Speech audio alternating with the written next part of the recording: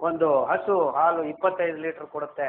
ಅದು ಎಷ್ಟಪ್ಪ ಅಷ್ಟು ಲೀಟ್ರ್? ನಮ್ಮ ದೇಶದಲ್ಲಿ ಹಾಲು ಯಾವುದೋ ಒಂದು ಸ್ಪೆಷಲ್ ತಳಿಗಳು ಮಾತ್ರ 20 ಲೀಟ್ರ್ ಕೊಡ್ತವೆ, ಮಿಕ್ಕಿದ್ದೆಲ್ಲ 3 ಲೀಟ್ರ್ 4 ಲೀಟ್ರ್ ಹಾಲು ಕೊಡ್ತೀವಿ. ಹೆಂಗೆ ಕೊಡುತ್ತೆ ಅಂತ ನೋಡಿದ್ರೆ ಏನಿಲ್ಲ, ನಾವು ಒಂದು ಇಂಜೆಕ್ಷನ್ನು ಹಾರ್ಮೋನ್ ಚುಚ್ತೀವಿ, ಅದು ಸತತವಾಗಿ ಹಾಲನ್ನು ಪ್ರೊಡ್ಯೂಸ್ ಮಾಡ್ತೀವಿ. ಏನಪ್ಪ ಇಲ್ಲಿ ನೋಡಿದರೆ ಆಲ್ರೆಡಿ ಅವರು ಹಾಲನ್ನು ಕೊಡ್ತಾ ಇಲ್ಲ ಮಕ್ಕಳಿಗೆ.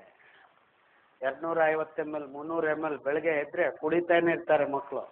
ಆ ಹಾರ್ಮೋನು ಇರೋದಿಲ್ಲ ಅಂತ ಹೇಳ್ತಾರೆ ಕಂಪ್ನಿಯವರು, ಆದರೆ ಮೈಕ್ರೋ ಲೆವೆಲ್ಸಲ್ಲಿ ಅದು ಅಲ್ಪ ಸ್ವಲ್ಪ ಸೇರಿಕೊಂಡು ನೆತ್ತಿಗೆ ಮೈಗೆ ಸೇರೋಕ್ಕೆ ಶುರುವಾಯಿತು. ಎಲ್ಲರೂ ಮಕ್ಕಳಿಗೆ ತಿನ್ನಿಸ್ತಿರಲ್ಲ ಖುಷಿಯಾಗಿ, ಅಮೆರಿಕಾಯಿಂದ ತಂದಿದ್ದಾನೆ ನನ್ನ ಮಗ, ನಮ್ಮ ಸೊಸೆ, 100 ಗ್ರಾಮ್ 200 ಗ್ರಾಮ್ ಅರ್ಧ ಕೆಜಿ 5,000 ರೂಪಾಯಿ ಅಂತ ತಂದು ಮಕ್ಕಳ ಬಾಯಿಗೆ ಹಾಕ್ತೀವಿ ನಾವು. ಈ ಚಾಕ್ಲೇಟ್ ಅನ್ನೋದು ಈ ಭೂಮಧ್ಯ ರೇಖಕ್ಕೆ 5 ಡಿಗ್ರಿ ಆ ಕಡೆ ಈ ಕಡೆ ಇರೋ ಆ ಕಾಡಿನಲ್ಲಿ ಬೆಳೆಯುತ್ತೆ ಕೊಕೋ ಮರ, ಅದು ಬೀನ್ಸ್ ಕಾಂಡಕ್ಕೆ ಬೀನ್ಸ್ದು ಬೆಳೆಯುತ್ತೆ. ಅದನ್ನು ತೆಗೆದು ಒಂದು ಕಡೆ ಕೊಳೆಯಕ್ಕೆ ಹಾಕ್ತಾರೆ, ಫರ್ಮೆಂಟೇಷನ್ ಅಂತಾರೆ, ಹುಲಿ ಬರ್ಸೋದು. ಆ ಹುಲಿ ಬರ್ಸೋವಾಗ ತುಂಬ ದುರ್ಗಂಧ ಅಂದರೆ ದುರ್ಗಂಧ ಬರುತ್ತೆ. ಯಾಕಂದರೆ ಅದರಲ್ಲಿ ಥಿಯೋಬ್ರೋಮಿನ್ ಅಂತ ಒಂದು ಆಲ್ಕಲಾಯ್ಡ್ ಇದೆ. ನಿಮ್ಮ ಕಾಫಿಯಲ್ಲಿ ಕ್ಯಾಫೀನು, ಸಿಗರೆಟ್ ತಂಬಾಕು ಅಲ್ಲಿ ನಿಕೋಟಿನ್ನು, ಆಮೇಲೆ ಈಗ ತುಂಬ ಜನ ಬೆಂಗಳೂರಲ್ಲಿ ಡ್ರಗ್ಸ್ ಅಡಿಕ್ಟ್ಸ್ ಆಗ್ತಾ ಇದ್ದಾರೆ, ಮಾರ್ಫಿನ್ನು, ಓಪಿಯಮ್ಮು, ಇವೆಲ್ಲ ಆ ಜಾತಿ ಆಲ್ಕಲಾಯ್ಡ್ಸಲ್ಲಿ ಥಿಯೋಬ್ರೋಮಿನ್ ಅನ್ನೋದು ಒಂದು ಪದಾರ್ಥ. ಅಷ್ಟು ಸ್ಟ್ರಾಂಗ್ ಆಗದೇ ಇರ್ಬೋದು, ಬಟ್ ಅದನ್ನು ನೀವು ಸ್ವಲ್ಪ ಸ್ವಲ್ಪ ಒಂದು 21 ದಿವಸ ಸೇವನೆ ಮಾಡಿದರೆ ಅದು ಬೇಕು. ಮೊನ್ನೆ ಒಬ್ಬ ಆಕೆನ ಕರ್ಕೊಂಬಂದಿದ್ದಾರೆ, ಆ್ಯಂಬುಲೆನ್ಸಲ್ಲಿ ಹಾಗೆ ಕೂತಿದ್ದಾರೆ, ಬರೋಕ್ಕಾಗ್ತಾ ಇಲ್ಲ, ಕೈ ತೊಳ್ಕೊಂಡು ಬಿಟ್ಬಿಟ್ಟಿದ್ದಾರೆ. ಆ ಸ್ಟೆರಾಯ್ಡ್ಸ್ ಕೊಟ್ಟು ಕೊಟ್ಟು ಕೊಟ್ಟು ಆಕೆ ಕೈ ಕಾಲು ಹಿಂಗಾಗ್ಬಿಟ್ಟಿದೆ, ರುಮೆಟಿಕ್ ಆರ್ಥ್ರೈಟಿಸಮ್ ಅಂತ. ಅದಕ್ಕೆ ಜೊತೆಗೆ ಡಯಾಬಿಟಿಸ್ ಇದೆ, ಹಾರ್ಟ್ ಊತ ಆಗ್ಬಿಟ್ಟಿದೆ, ಕೈ ಕಾಲು ಹಿಂಗೆ ಊದ್ಕೊಂಡು ಅಂತ ಬಂದಿದ್ದಾರೆ, ಬಿದ್ಕೊಂಡಿದ್ದಾರೆ. ಮೇಲಕ್ಕೆ ಬರೋಕ್ಕಾಗಲ್ಲ ಡಾಕ್ಟ್ರಿಗೆ. ನಾನೇ, ನಂದು ಕ್ಲಿನಿಕ್ ಮನೆ ಮೇಲೆ ಇದೆ, ಫಸ್ಟ್ ಫ್ಲೋರಲ್ಲಿ, ಕೆಳಗಡೆ ಇಳಿದು ನೋಡಿದ್ದೀನಿ.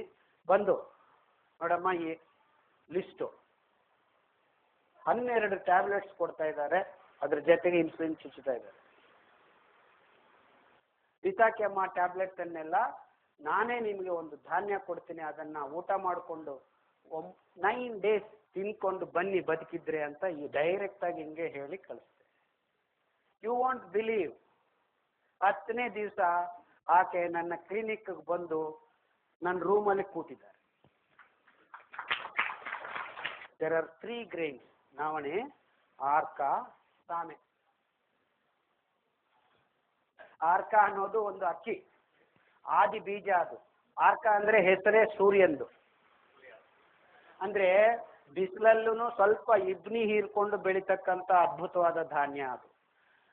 ಈ 3 ಧಾನ್ಯ ಆತನಿಗೆ ಕೊಟ್ಟು 3 ತಿಂಗಳಾದ ಮೇಲೆ ಈಗ ಆತ ತಾಯಿಗೆ ಅಡಿಗೆ ಮಾಡಿ, ತರಕಾರಿ ಕಟ್ ಮಾಡಿ, ಮಾರ್ಕೆಟ್ಗೆ ಹೋಗಿ ಎಲ್ಲ ತಗೊಂಡು ಬಂದು, ಈಗ 3 ತಿಂಗಳಲ್ಲ, ಈಗ ಆಲ್ರೆಡಿ 6 ಇಯರ್ಸ್ ಆಗಿದೆ, ಒಂದು ದಿವಸನೂ ಫಿಟ್ಸ್ ಬಂದಿಲ್ಲ. ಆ ನವಣೆಯಲ್ಲಿ ಥೈಮೀನ್ ಅಂತ ಒಂದು ಅದ್ಭುತವಾದ ಪದಾರ್ಥ ಇದೆ, ಯಾವ ಧಾನ್ಯದಲ್ಲೂ ಇಲ್ಲ. ಅದು ಈ ನರಗಳ ದೌರ್ಬಲ್ಯವನ್ನ ನಿವಾರಣೆ ಮಾಡುತ್ತೆ. ಏನಿದು ಮಹತ್ವ? ಯಾಕೆ ಈ ಧಾನ್ಯಗಳು ಅಷ್ಟು ಅದ್ಭುತಗಳನ್ನು ಸೃಷ್ಟಿ ಮಾಡಿವೆ? ಹಿಂದೆ ಇಡೀ ಡೆಕ್ಕನ್ ಪ್ಲಾಟು ಅಲ್ಲಿ ಈ ಧಾನ್ಯಗಳನ್ನಾನೇ ಬೆಳೆದುಕೊಂಡು ತಿಂತಾ ಇದ್ದಿದ್ದೆಲ್ಲರೂ, ಕುಟ್ಟುಕೊಂಡು ತಿಂತಾ ಇದ್ವಿ. By 2025 every other person is diabetic patient ಆಗ್ತಾರೆ ಅಂತ WHO ಅವರು ದೊಡ್ಡದಾಗಿ ಅನೌನ್ಸ್ ಮಾಡ್ತಾರೆ. ನಮ್ಮ pharmaceutical companies are very happy, very very happy. $1 billion business $1 trillion business ಆಗತ್ತೆ ಅಂತ ಖುಷಿಯಾಗಿದ್ದಾರೆ. ಅರೆ, ಇಷ್ಟು ಜನಕ್ಕೆ ರೋಗ ಬರ್ತಾ ಇದೆ, ನಾವೇನು ತಪ್ಪು ಮಾಡ್ತಾ ಇದ್ವಿ ಅಂತ ಪಾರ್ಲಿಮೆಂಟಲ್ಲಿ ಒಬ್ಬನಿಗಾದರೂ ತಲೆಗೆ ಹೊಲಿಬೇಡವಾ? ಒಬ್ರಿಗೂ ಹಿಂದೆ ಏನಾಗಿದೆ ನಮಗೆ ಅಂತ ನೋಡ್ಕೊಳ್ಳೋಕೆ ವ್ಯವಧಾನನೇ ಇಲ್ವಾ ನಮಗೆ? What are we becoming? ಏನಾಗಿದೆ ನಮಗೆ? ಈ ಪ್ರಶ್ನೆಗಳು ತುಂಬಾ ಗಂಭೀರವಾದವು. Everyone should stop, sit, think. 20, 30, 40. ನಾನು ಫಸ್ಟ್ ಬಂದಾಗ 50 ವರ್ಷಕ್ಕೆ ಡಯಾಬಿಟಿಸ್ ರೋಗ ಅಂತ ಬರೋರು ಈಗ 20 ವರ್ಷದವರು ಬುಡು ಅಂತ ಬರ್ತಾ ಇದ್ದಾರೆ. ನವಣೆಯಲ್ಲಿ 8% ನಾರಿದೆ. ನಾರು ಅಂದ್ರೆ ಫೈಬರ್, ತೆಲುಗಲ್ಲಿ ಪೀಚು ಅಂತಾರೆ. ಪೀಚು ಕನ್ನಡದಲ್ಲೂ ಆ ಪದ ಇದೆ, ನಾರು. ಆರ್ಕದಲ್ಲಿ 9% ನಾರಿದೆ. ಸಾಮೆಯಲ್ಲಿ 9.8% ನಾರಿದೆ. ಊದಲಲ್ಲಿ 9.8% ನಾರಿದೆ. ಕೊರ್ಲೆ ಅಂತ ಇನ್ನೂ ಒಂದು ಅದ್ಭುತವಾದ ಧಾನ್ಯ ಇದೆ, ಅದರಲ್ಲಿ 12% ನಾರಿದೆ. ಅಕ್ಕಿಯಲ್ಲಿ ಎಷ್ಟಿದೆ? ನೀವು ತಿಂತಾ ಇರೋದು ಅಕ್ಕಿ ರೆಡ್ ರೈಸ್ ಆಗಲಿ, ಬ್ರೌನ್ ರೈಸ್ ಆಗಲಿ, ಕಪ್ಪು ರೈಸ್ ಆಗಲಿ, ಹಳೆ ತಳಿ 108 ತಳಿ ಅದು ಇದು ಅಂತ ಎಲ್ಲ ಹೇಳ್ತೀವಿ, ಅನ್ಪಾಲಿಶ್ಡ್ ರೈಸ್ ಆಗಲಿ, ಎಲ್ಲ ಸೇರಿ ನೀವು ಸರ್ಕಸ್ ಮಾಡಿದ್ರೆ ಅದರಲ್ಲಿ ಸಿಗೋದು ನಿಮಗೆ 0.2 grams of fibre per 100 grams. ಅಂದ್ರೆ ನೀವು ತಿಂತಾ ಇರೋ ಅಕ್ಕಿಯಲ್ಲಿ 0, ಪಾಲಿಶ್ ಮಾಡಿರೋದ್ರಲ್ಲಿ 0 ಫೈಬರ್. ಗೋಧಿಯಲ್ಲಿ ಎಷ್ಟಿದೆ? 0.2 grams. ಅದನ್ನ ನಾವು ಬ್ಲೀಚ್ ಮಾಡಿಕೊಂಡು ಅಲೋಕ್ಸಾನ್ ಅಂತ ಒಂದು ಕೆಮಿಕಲ್ ಹಾಕಿ, ಬ್ಲೀಚಿಂಗ್ ಪೌಡರ್ ತರ ಕೆಮಿಕಲ್, ಅದು ಮೈದಾ ಹಿಟ್ಟು ರೆಡಿ ಮಾಡಿ ಟನ್ಗಟ್ಲೆ ಸುರಿತಾ ಇದ್ದಾರೆ ಎಲ್ಲರ ಮೇಲೆ. ಡಾಕ್ಟ್ರೆ ನನ್ನ ಡಯಾಬಿಟಿಸ್ ಡಾಕ್ಟರ್ ಹತ್ರ ಹೋಗಿದ್ರೆ ಚಪಾತಿ ತಿನ್ನಿ 2 ರಾತ್ರಿ ಹೊತ್ತು ಅಂತ ಹೇಳಿದ್ರು. ಚಪಾತಿ ನಾರ್ತಲ್ಲಿ ಎಲ್ಲರೂ ಚಪಾತಿ ತಿಂತಾ ಇದ್ರು, ಅವ್ರಿಗೇನು ಡಯಾಬಿಟಿಸ್ ಇಲ್ವಾ? ಅಂದ್ರೆ ಡಯಾಬಿಟಿಸ್ ಅಂದ ತಕ್ಷಣ ಚಪಾತಿ ತಿನ್ನಿ, ಸಣ್ಣಗಾಗಬೇಕು ಅಂದ್ರೆ ಚಪಾತಿ ತಿನ್ನಿ. ನೀವು ಸಣ್ಣಗಾಗೋದಿಲ್ಲ, ಡಯಾಬಿಟಿಸ್ ಕಮ್ಮಿ ಆಗೋದಿಲ್ಲ, ಇನ್ನು ದಪ್ಪ ಆಗ್ತೀರಾ. ಗೋಧಿಯಲ್ಲಿ 0.2 grams ಇರೋದು. ಜವೆ ಗೋಧಿ ಅಂತ ಒಂದು ಸಿಗುತ್ತೆ ನಮಗೆ, ನಮ್ಮ ದೇಶದಲ್ಲಿ ಬೆಳೀತಾ ಇದ್ದಿದ್ದು. ಬಿಜಾಪುರ ಕಡೆ ಈಗಲೂ ಬೆಳೀತಾರೆ, ರಾಯಚೂರು ಕಡೆ ಇಬ್ನಿ ಹೀರ್ಕೊಂಡು ಬೆಳೆಯುತ್ತೆ, ನೀರು ಕಟ್ಟೋದಿಲ್ಲ, ಗೊಬ್ಬರ ಹಾಕೋದಿಲ್ಲ.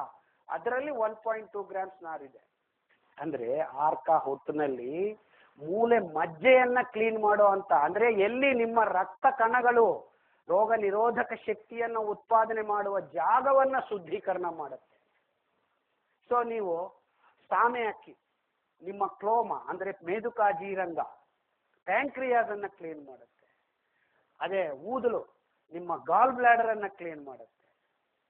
ಕೊರ್ಲೆ ಈ ಕೊನೆಯಿಂದ ಆ ಕೊನೆ ತನಕ, ಕೂದಲಿಂದ ಉಗುರು ತನಕ ಎಲ್ಲಾನು ಕ್ಲೀನ್ ಮಾಡಿಬಿಡುತ್ತೆ. ಇನ್ಫ್ಯಾಕ್ಟ್ ನೀವು ತಿನ್ನೋ ಕುರುಕುರೆ ಚಿಪ್ಸ್ ಅಲ್ಲಿ 27 grams ಸಕ್ಕರೆ ಇದೆ. For your kind information, Lay's potato chips ಖಾರವಾಗಿ ತಿಂತಾ ಇದ್ದೀರಾ, but they are using 27 grams of sugar because it is mandatory for these companies to use sugar. Cough syrup ಅಲ್ಲೇ ಹಾಕ್ತಾರೆ 40%. ಹಿಂಗೆ ಪೆಪ್ಸಿ ಕೋಕ್ ಬಗ್ಗೆ ನಾನು ಮಾತಾಡಲೇಬೇಕಾಗಿಲ್ಲ. 100 ml ಅಲ್ಲಿ 42 grams ಸಕ್ಕರೆ ಇರುತ್ತೆ. ನಿಮ್ಮ ಮಕ್ಳು ಏನಾಗಬೇಕು? ಅದರಿಂದ ಇಲ್ಲಿರೋ ಆಸಿಡ್ ಅದೆಲ್ಲ ನಾನು ಮಾತಾಡ್ತಾ ಇಲ್ಲ. Just I am talking about their sugar alone can kill you. ಅಂದ್ರೆ ಡಯಾಬಿಟಿಸ್ ರೋಗ ಬರೋದಕ್ಕೆ ಅತಿ ಹೆಚ್ಚಿನ ಸಾಧ್ಯತೆಗಳನ್ನ ನೀವು ನಿಮ್ಮ ಮಕ್ಕಳಿಗೆ ಕೈಯಾರ ಕೊಡ್ತಾ ಇದ್ದೀರಿ. 5 liters to 6 liters ರಕ್ತ ನಮ್ಮ ದೇಹದಲ್ಲಿ ಓಡಾಡ್ತಾ ಇರುತ್ತೆ. ಅಂದಾಜು 7.5 grams to 8 grams ಗ್ಲೂಕೋಸ್ ನಮ್ಮ ರಕ್ತದಲ್ಲಿ ಇರಬೇಕು ಸಮತೋಲನವಾಗಿ. ಅದನ್ನ ನಾವು 1.25 ಗಂಟೆ ನಡೆದ್ರೆ 1 to 1.5 grams ಗ್ಲೂಕೋಸ್ ಅನ್ನ ಖರ್ಚು ಮಾಡ್ತೀವಿ. ಅಂದ್ರೆ ನೀವು ದಿವಸದಲ್ಲಿ 1.5 ಗಂಟೆ ಕಾಲ ನಡೆದ್ರೆ ನಿಮ್ಮ ಇಡೀ ದೇಹದ ರಕ್ತದಲ್ಲಿದ್ದ ಎಲ್ಲಾ ಸಕ್ಕರೆ ಅಂಶ ಹೆಂಗೆ ಖಾಲಿ ಆಗತ್ತೆ ಅಂದ್ರೆ, ಜೀವಕೋಶ ಒಳಗಡೆಗೆ ಈ ಗ್ಲೂಕೋಸ್ ಅನ್ನ ಇನ್ಸುಲಿನ್ ತಗೊಂಡೋಗುತ್ತೆ. ಆ ರಕ್ತದಲ್ಲಿ ಆಮ್ಲಜನಕ ಇರುತ್ತೆ, ಗ್ಲೂಕೋಸ್ ಅನ್ನ ಸುಟ್ಟು ಕಾರ್ಬನ್ ಡೈಆಕ್ಸೈಡ್ ಇಂಗಾಲಾಮ್ಲವಾಗಿ ಬಿಡುಗಡೆ ಮಾಡ್ತಾ ಇದ್ದಂಗಲೇ ಜೀವಶಕ್ತಿಯನ್ನ ಬಿಡುಗಡೆ. ಈ ನಾರು ಇದ್ದ ಪದಾರ್ಥಗಳನ್ನ ನಮ್ಮ ಆಹಾರವಾಗಿ ನಾವು ಯಾಕೆ ಮಾಡಿಕೊಂಡಿಲ್ಲ ಇಷ್ಟು ವರ್ಷ? ಈಗಲಾದ್ರೂ ಕಣ್ ತೆರೆಯೋಣ.